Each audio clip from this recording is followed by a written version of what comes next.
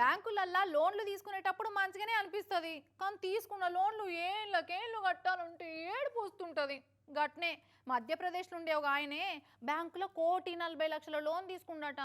మళ్ళా కట్టబుద్దే కాలేదో, కట్టినందుకు శాతనే కాలేదో కానీ bank loan ఎగ్గొట్టేందుకు ఎసొంటి ఉపాయం కట్టిండో చూస్తే షాకవుడు పక్క. వారే వా ఎసుంటి ఎసుంటి కడ్డుగాలు మోపైతున్నారు పో దేశం మీద.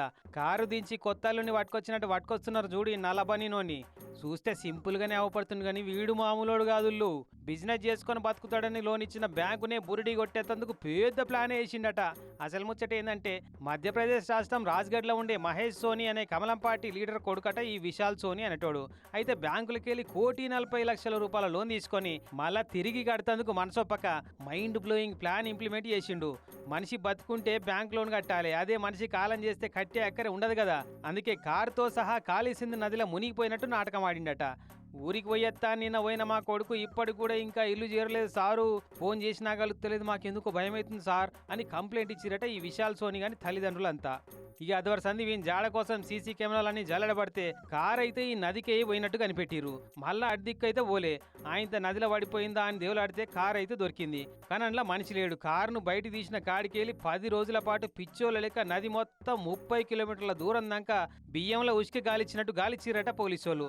మంత్రి గారుండి కొడుకు కోసం ఏడుస్తున్న తండ్రిని ఓదార్చి ఎట్ల కేలు పెట్టి మీ కొడుకును దొరికేటట్టు చేస్తా అని మాటిచ్చి కేసును స్పీడప్ చేయాలని పోలీసులకు సీరియస్ గా చెప్పిండు.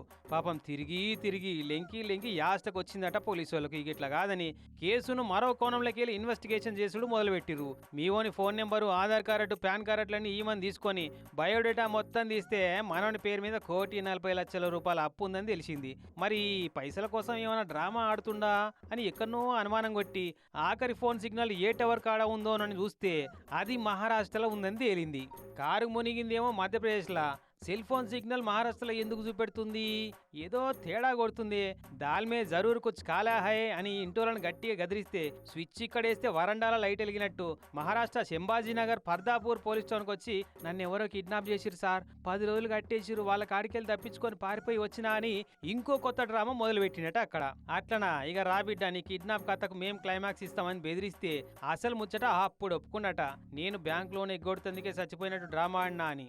ఎంత కథ చేసినవరా కొడక. 10-15 రోజుల దాకా పోలీసు వాళ్ళను లీడర్లు అందరినీ పిచ్చోళ్ళని చేసినప్పో ఇట్లా చచ్చిపోయినట్టు డ్రామా ఆడితే అది నేరం అవుతుందని ఎసుంటి చట్టం లేదు అని ఇంకోసారి ఇట్లా చేయొద్దని వార్నింగ్ ఇచ్చి ఇంటికి పంపిరట ఈ బీజేపీ లీడర్ కొడుకు గారిని అక్కడి పోలీసోళ్ళు. పోలీసోళ్ళను పరుగులు పెట్టించినా, పని ఖరాబ్ చేసినా, పిచ్చోళ్ళని చేసినా కేసే కాలేదు చూడు. అట్లుంటది మరి పతారుంటే అనుకున్నారట. ఈ కేసు కథ చూసిన కామన్ పబ్లిక్ అంతా.